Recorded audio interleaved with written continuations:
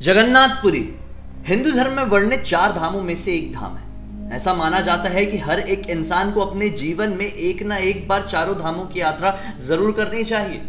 माना जाता है कि जो भी मनुष्य जीते जी चारों धामों की यात्रा कर लेता है उसको मृत्यु के बाद सीधे मोक्ष प्राप्त होता है, वैकुंठ प्राप्त होता है। मोक्ष प्राप्त होना यानी कि वो इस जीवन मरण की जो एक साइकिल है उससे बाहर निकल जाता है और वो हमेशा हमेशा के लिए परमात्मा में लीन हो जाता है। दोस्तों, जगन्नाथपुरी की बात आई है तो मैं आप सभी लोगों को बता दूं, जैसा कि आप लोगों को बहुत अच्छे से पता होगा, यह मंदिर कई हजारों साल पुराना और साथ ही साथ उतना ही ज्यादा अनोखा है। हर एक इंसान को अपने मन में ये जरूर कभी ना कभी इच्छा हुई ही होगी कि हम जगन्नाथपुरी के मंदिर जरूर जाएं, क्योंकि इसमें इतने सारे चमत्कार जुड़े हुए हैं, इतनी सारी अलौकिक बातें छुपी हुई है, इतनी सारी चीजें हैं जगन्नाथपुरी के मंदिर में कि आप इस मंदिर के पट में कदम ही रखेंगे तो आप लोग मतलब ऐसा फील करेंगे कि मैं इस दुनिया से बाहर वाली किसी दुनिया में आ गया हूं, जो दुनिया श्री कृष्ण की भक्ति में पूरी तरह से लीन है। जी हाँ, अनोखे अनोखे चमत्कार है जिसके ऊपर काफी सारे वीडियो में आप सभी लोगों के सामने लेकर आ चुका हूं। आप खाली सर्च कीजिए ब्लडी सत्य जगन्नाथपुरी, आप लोगों को ढेर सारे वीडियो मिल जाएंगे। लेकिन आज के इस वीडियो में हम लोग बात करने वाले हैं रथ यात्रा के बारे में, क्योंकि कल ही रथ यात्रा हुई। 1 जुलाई को इस बार 2022 में रथ यात्रा हुई है और बहुत सारे लोगों ने मुझसे कई बार पूछे कि भाई ये रथ यात्रा क्यों निकाली जाती है, मतलब निकाली जाती है जगन्नाथपुरी में, भारत में, पूरी दुनिया के अलग अलग कोने में। इसके बारे में सबको पता है, लेकिन बहुत रेयर लोगों को शायद ये जानकारी है कि एग्जैक्टली कब इसकी तिथि क्या होती है और सबसे बड़ी बात है कि क्यों निकाली जाती है। इसके पीछे कोई ना कोई कहानी, कोई ना कोई हिस्ट्री तो जरूर होगी ना। घबराने वाली कोई बात नहीं है। आज के इस वीडियो में ब्लडी सत्य के इस हैरान कर देने वाले एपिसोड में मैं आप सभी लोगों को सबसे पहले ये बताऊंगा कि कब निकाली जाती है और फिर फाइनली बताऊंगा कि क्यों, क्या कारण है, क्या हिस्ट्री है, क्या स्टोरी है जो रथ यात्रा निकाली जाती है। तो दोस्तों, कब निकाली जाती है की बात करें तो आषाढ़ मास की शुक्ल पक्ष की द्वितीय तिथि को ये रथ यात्रा प्रारंभ की जाती है और 11वीं तिथि तक ये चलती है। जी हाँ, 11वें दिन तक के लिए, मतलब 10 दिन का ये जो होता है पर्व मनाया जाता है और ये किसी त्योहार से कम नहीं होता है। बड़े धूमधाम से रथों को सजाया जाता है, लाखों लोग शामिल होते हैं, अलग अलग देश के अलग अलग कोनों में ये बनाया जाता है और ये भगवान श्री कृष्ण का मानो कि एक ऐसा लगता है कि बहुत बड़ा पर्व होता होगा, होता ही है और बहुत श्रद्धा से लोग इस चीज का आदर करते हैं। और माना जाता है कि इस रथ यात्रा की रस्सी को कोई छू भी दे तो उसके सारे जो पाप है, कष्ट है, वो पूरी तरह से नष्ट हो जाते हैं और वो भगवान श्री कृष्ण की शरण में आ जाता है। मतलब बहुत किस्मत वाला होता है वो इंसान। माना जाता है कि रथ यात्रा में जो भगवान का रथ है, यानी भगवान श्री कृष्ण, उनके भाई बलभद्र और उनकी बहन सुभद्रा का ये जो रथ है, जिस रास्ते से भी गुजर जाता है, माना जाता है कि उस रास्ते में देवताओं का वास हो जाता है। सबसे आगे बलभद्र का रथ, उसके पीछे सुभद्रा जी का रथ, उसके पीछे श्री कृष्ण का रथ निकलता है। दोस्तों, ये तो बात हो गई कि कब निकलता है, कैसे निकलता है। अब हम बात करेंगे कि क्यों निकलता है, इसके पीछे कहानी क्या है। कहानी और कथाओं की बात करें तो भाई तो ढेर सारी कथाएं हैं, ढेर सारे कारण हैं। आप सभी लोगों को थोड़ी सी जानकारी देने की कोशिश करता हूँ। दोस्तों, सबसे पहली कहानी जो कि जुड़ी हुई है सुभद्रा माता के अपने मायके आने से। माना जाता है कि इस दिन पर, इस तिथि पर सुभद्रा माता अपने मायके आई थी, यानी कि श्री कृष्ण और बलभद्र के घर पर आई थी और वहां पर आने के बाद उनसे कही थी कि मुझे ये नगरी का भ्रमण करना है। इसी वजह से भगवान श्री कृष्ण ने अपने लोगों को ये आदेश दिया कि रथ निकाला जाए, हमारी बहन ये नगरी घूमना चाहती है। अलग अलग रथ में तीनों सवार हुए और फिर पूरे नगर में घूमे। बस तब से लेकर आज तक ये रथ यात्रा की प्रथा मनाई जाती है।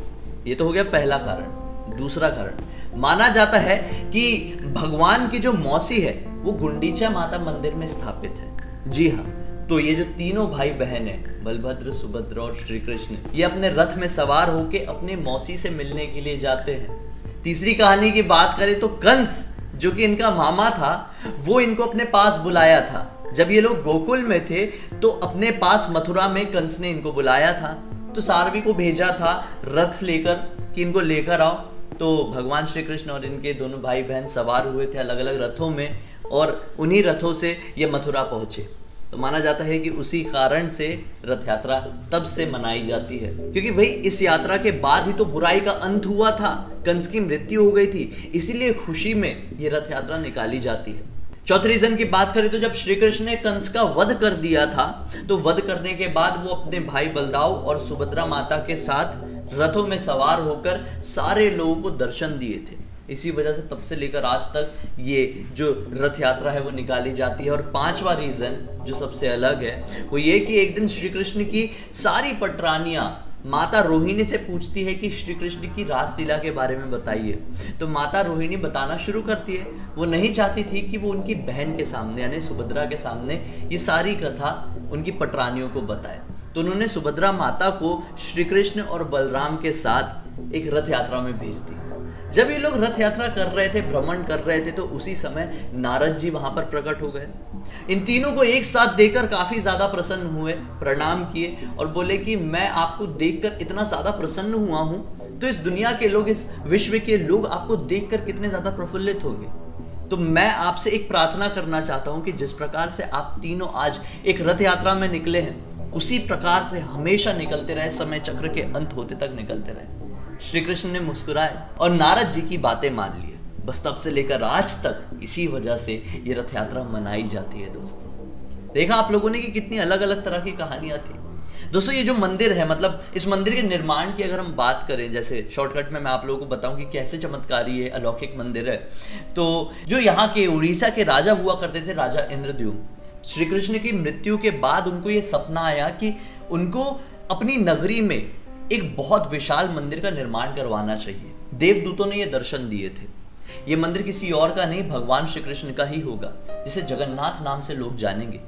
क्योंकि जब भगवान श्री कृष्ण की मृत्यु हो गई थी और उनका देह संस्कार हो गया था, तो उनके शरीर से अंतिम संस्कार के बाद मानो कि कुछ एक ऐसा चीज बच गई थी जो कि कोई समझ नहीं पा रहा था कि ये चीज क्या है।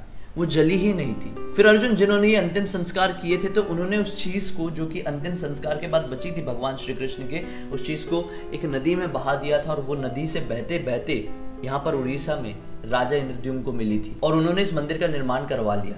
सपने में ये भी कहा गया था कि इस मंदिर में भगवान श्री कृष्ण के साथ बलराम और सुभद्रा माता भी विराजमान रहेगी।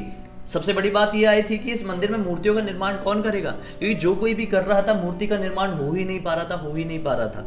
फिर माना जाता है कि भगवान विश्वकर्मा रूप बदलकर यहाँ पर पहुंचे और बोले कि मैं जितना भी समय लूं अंदर जाके मूर्तियों का निर्माण करूंगा, अंदर कोई आना नहीं चाहिए। काफी समय तक वो एक बंद कमरे में निर्माण करते रहे।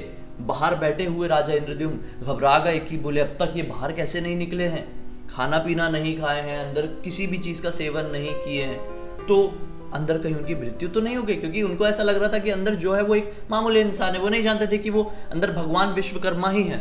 तो घबराकर उन्होंने ये दरवाजा खोल दिए। दरवाजा खोले तो पाए कि मूर्तियां अधूरी बनी हुई हैं, वो अदृश्य हो गए हैं अंदर। बस तब से लेकर आज तक वो मूर्तियां वहीं पर विराजमान हैं। और भगवान श्री कृष्ण का जो ये मिला था अंतिम संस्कार के बाद, जो चीज़ मैंने आप लोगों को बोली, वो आज भी इस मूर्ति के अंदर विराजमान कराई जाती है और हर 12 साल में ये चेंज होती है। यार एक वीडियो में डिटेल में आप लोगों को ये सब कुछ बता चुका हूँ और वो वीडियो मेरा काफ़ी कंट्रोवर्शियल भी हुआ था, क्योंकि बहुत सारे लोगों को उसमें दी हुई जानकारी जमी नहीं थी और बहुत सारे लोगों को बहुत अच्छे से जम गई थी। लेकिन खैर, जानकारी तो जानकारी होती है। उम्मीद है आप लोगों को अच्छी लगी होगी। अच्छी लगी तो इस वीडियो को लाइक जरूर कर देना, चैनल को सब्सक्राइब करके बेल आइकन दबा के ऑल के ऑप्शन में क्लिक करना, क्योंकि इसी तरह के हैरान कर देने वाले अनोखे वीडियो आप लोगों के सामने डेली लेके आते रहता हूँ। इंस्टा के लिंक इस वीडियो के डिस्क्रिप्शन बॉक्स में क्लिक करके डायरेक्टली वहां पर पहुंच जाना। और कोई भी जानकारी या फिर आप कहानी के बारे में जानना चाहते हैं तो लिख भेजिए, हो सकता है मेरा अगला वीडियो आप लोगों के उसी टॉपिक के साथ ही बन रहा हो। चलिए कल फिर से मिलते हैं, तब तक के लिए बहुत बहुत धन्यवाद। आप लोगों का दिन शुभ हो। जय श्री कृष्ण।